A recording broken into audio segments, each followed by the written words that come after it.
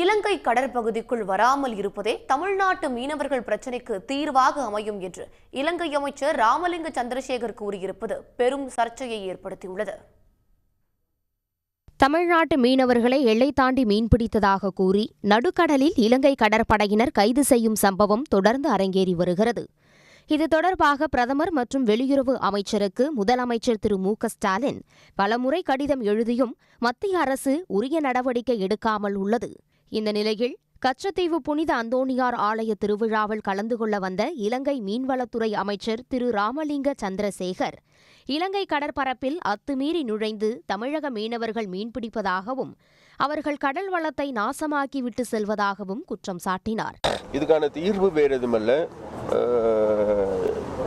எங்களுடைய கடல் எல்லையை வராமல் இருப்பதே இதற்கான நீண்டு நிலைக்கக்கூடிய நிரந்தரமான தீர்வு. ராமேஸ்வரம் மீனவர் சங்க நிர்வாகிகள் திரு ஜேசு ராஜா, திரு சகாயம், திரு எமெரித் ஆகியோர் இலங்கை அமைச்சரை சந்தித்து மீனவர்களை விடுவிக்க நடவடிக்கை எடுக்குமாறு கேட்டுக்கொண்டனர். தமிழக மீனவர் பிரச்சினைக்கு தீர்வு காண இரு நாட்டு அரசும் விரைந்து பேச்சுவார்த்தை தொடங்க வேண்டும் என்றும், ஒரு சில விசைப்படகுகள் எல்லை தாண்டினால் அனைத்து மீனவர்களையும் இலங்கை அமைச்சர் குறை கூறக்கூடாது என்றும் ராமேஸ்வரம் மீனவர்கள் தெரிவித்தனர். உடனுக்குடன் செய்திகளை தெரிந்து கொள்ள சன் நியூஸ் பெல் ஐகானை கிளிக் பண்ணுங்க.